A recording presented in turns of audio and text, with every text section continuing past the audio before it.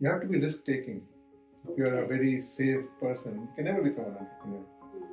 The other one is again by chance, right? Many people are forced to become an entrepreneur because the situation forces them. Sometimes people lose a job and now they have to do something, and that leads them to entrepreneurship. Yes. So, but risk taking is an important aspect of being an entrepreneur.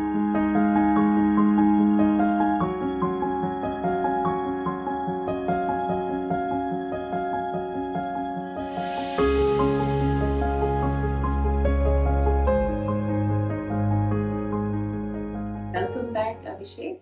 Thank you, Sanjay. Yeah, great to see you again. I know you.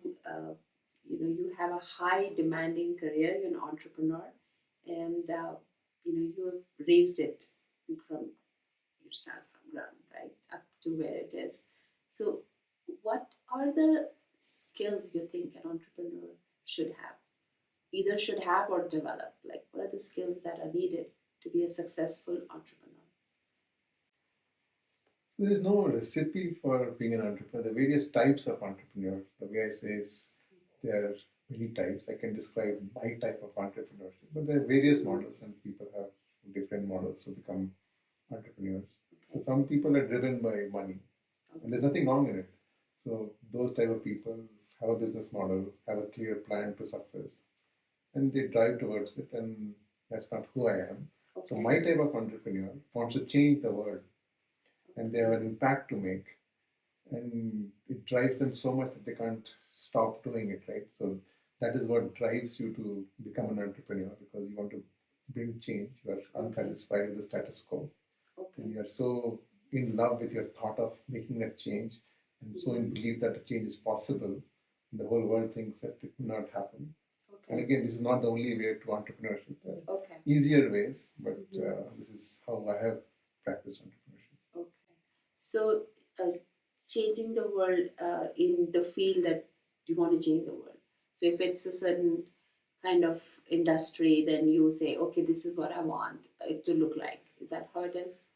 It's an attitude, right? So, I've become an entrepreneur for the last maybe 5, 10 years, but the attitude was always there. So, even when I was working for somebody else, I would want to go above and beyond, do it in the best possible way, which was not required by the job.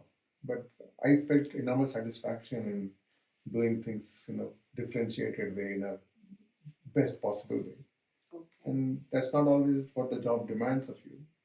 But that attitude of wanting to do something spectacular in the best possible way is something that has always been with me. Even when I was working for somebody else, I was as driven, as hardworking. Okay. So there's no time limit, like you would work even if the job would be like to, like, you would keep improving to make it the best possible result, right?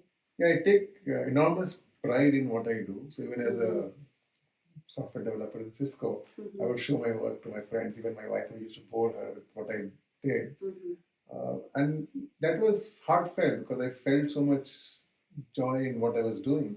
I felt like I needed to share it, and that was genuine. So, and that has nothing to do with whether you are the entrepreneur or not. It's the joy of workmanship that we cherish and want to do more of it, right? In a corporate environment, you are constrained because your efforts are not always recognized, rewarded. Yeah. So you're forced to become an entrepreneur because you're non-conforming, you're doing things with passion and don't get reward for it. And then you feel like you don't want those constraints to bind you.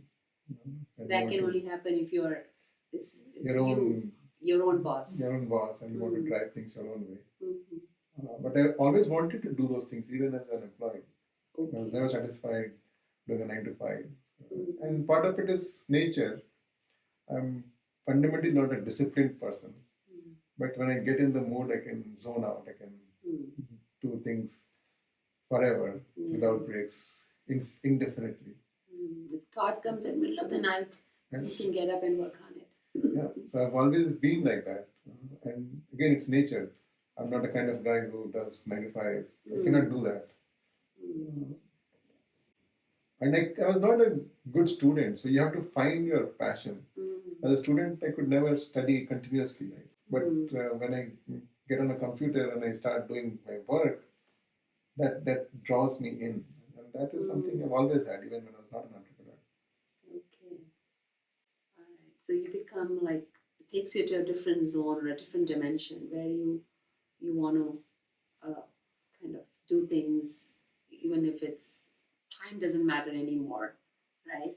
Yeah, so if you think about it, right? So people go to engineering colleges and PhD programs, but if you have to really produce something at a mass scale, you cannot expect the average intelligence to be that high, right? So the workforce demands people at an average level, Yes. and that's what, and that's why people get bored because it's not getting the best out of them.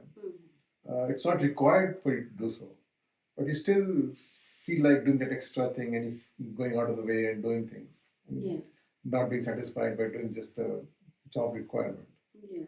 That's a different kind of itch people have. So, any challenges you felt when you started, like becoming an entrepreneur? When you became an entrepreneur, did you feel like, oh, this is difficult. This is something I have to. I've always wanted to be an entrepreneur. The desire was there, but I was not able to do it, and that comes by chance. It's a opportunity comes to you. You have to be open to that thought. Sometimes it is financial reasons, sometimes family reasons, whatever reason it might be. Yeah. The desire was always there, but it's also an idea, right? How do you get started? How do you get off the block? So I used to want to find an idea to do something. It never happened. But one fine day it happened, and you can't plan for it, but you have to be, your calling is there and you jump at it, right? So once you jumped on it, did you ever feel like, oh, there's something, this is challenging? Okay, did you ever feel that way? It's not easy. So I left my job. I wanted to do something. For many days, I would not feel good. I would wake up and be a little nauseated. What am I doing, right? So those things are very natural. It's like you buy a house, you have buyer's remorse, right? Did I do the right thing, wrong thing? Yes. Yeah. All those things are very natural. But once you jump in and you do it, you get in the groove and things happen. So to answer your previous question, right, what does it take to be an entrepreneur? You have to be risk-taking. If you're a very safe person, you can never become an entrepreneur. The other one is again by chance, right? So many people are forced to become an entrepreneur because the situation forces them. Sometimes people lose a job and now they have to do something, and that leads them to entrepreneurship. Yes. Yeah. So, but risk-taking is an important aspect of being an entrepreneur. The other aspect is that people sometimes tell me that, Abhishek, to take so much risk, how do you do that? And the answer is very simple. I tell them, I don't see the risk. If I could see the risk, I would never do it. And that's the difference between an entrepreneur and non-entrepreneur, because an entrepreneur is a visionary, right? You can see some things, and those visions may be completely fake. They might never happen. But you have a vision of something, and that is why you don't see the risk. This is obvious for me. For the world, it is not obvious, but for me, it's obvious. It's the right thing to do. It's the most natural thing to do. It's a clear winner for me, which is why I don't see the risk. But to the world, it's risky because I'm non-conforming. And that's my nature. I'm non-conforming. I have no need to conform to other people to be like them. I'm willing to be myself. Yeah. So being a risk taker, or the reason you said was because you probably, if in your case you said that the vision was so strong that the risk was not even like. You don't feel the risk. You don't feel it. Because if you did feel the risk, it's very hard for anyone to do it. Yeah. The reason I do it and someone else does not, because I don't see any risk. I see this is a given, this will happen. That's conviction.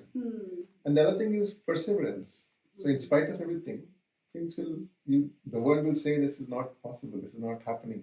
And you have to have the perseverance and conviction to stay with what you started. Be true to yourself and keep driving. So perseverance, conviction, all those come into play. Okay. There are many deaths you will have to go through, and you have to have the perseverance and conviction to stay put and keep plowing. So family support, was that important too for you? Like very important, because it's a very lonely journey. So an entrepreneur has to make a lot of decisions. You have your own boss, whatever you want to call it. It's a very lonely place to be, and you need a counsel who you can bounce ideas with. Mm. And sometimes, as a person, also you're incomplete, and you have to be self-aware to be an entrepreneur. You have to know your weaknesses so you can kind of compensate for it. And sometimes the compensation comes from family. You Yeah. know your spouse has certain attributes that you don't have, and you Mm. rely on those things for decision making because it's a Mm. lonely job and you have to make a lot of decisions. Yeah. And you know your weaknesses. You know you have someone you can rely on to make those decisions. Yeah. So a supportive family is very important It's very to important. sail through this. Mhm. So what for a young entrepreneur who's just entering into this this area or being wants to do it, what would be the number one thing? Just one thing if you want to tell someone who wants to do it, start a own business or I think when the time comes, you will know. So if it feels like too much risk, then you probably don't want to do it. Like I said, an entrepreneur is a visionary, and you see that this is no risk for me, right? And if you're not feeling that way, you're doing something wrong. Don't do it just for the sake of doing something. You have to have conviction for the right reason. At least you have to know that you can do it. Sometimes it comes with experience. Sometimes it comes just based on an idea and a desire to do something, right? Okay. So you have to. There's no script for this. Mm. Very young people can be entrepreneurs because they Yeah. have some groundbreaking ideas. One thing I can say is that at least in the kind of entrepreneur I am, you have to be creative. You can't be a Me Too entrepreneur. Right? There's many people doing it. You cannot be just another one doing it. You have to have a vision to change the world, and that vision has to at least make sense to you. You have to have conviction that this is the right vision that only I have, the conviction to pursue it, and that is important. You have to have a frame of mind that is not aligned with the world. Okay. And if it is aligned, even then you can be an entrepreneur, you can run a business. It's a lifestyle business. It's a very different type of business. Yeah. But if you want to change the world entrepreneur, you have to have a worldview that is very different.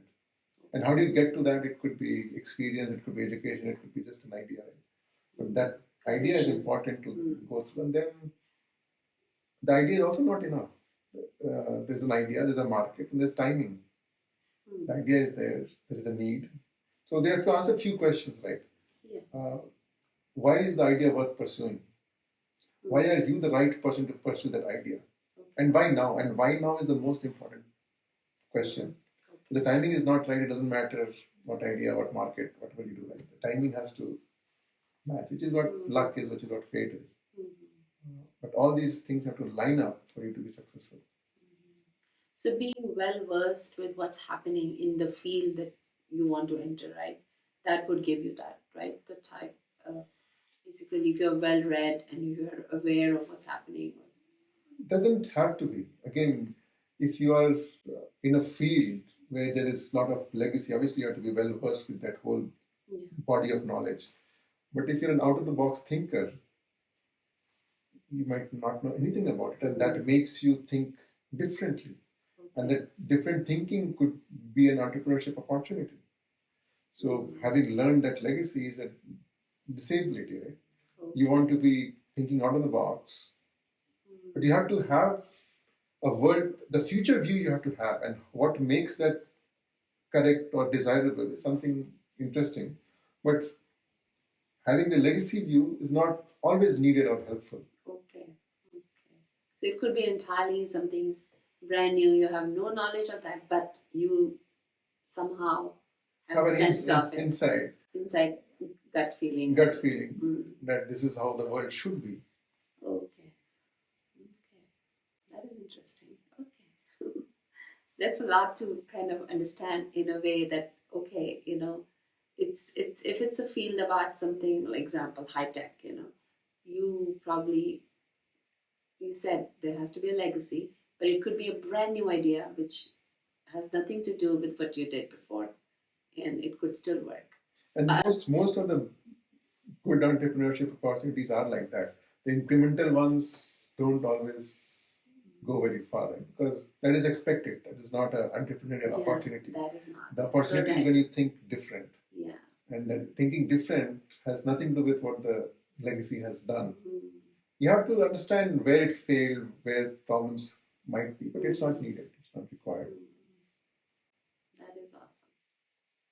Thank you for joining me, Abhishek, and learned a lot from you today. And I guess, anyone who would, who has that kind of same vision or similar vision would understand you. Like, you have to be a thinker. You have to be a person who doesn't just follow, but have a passion and think out of the box, right? Not be afraid also. Again, don't get me wrong, there are many types of entrepreneurs. This is my type. This is your type. There's nothing wrong about other types. There is no right or wrong. Yeah, and there are other models and they work equally well.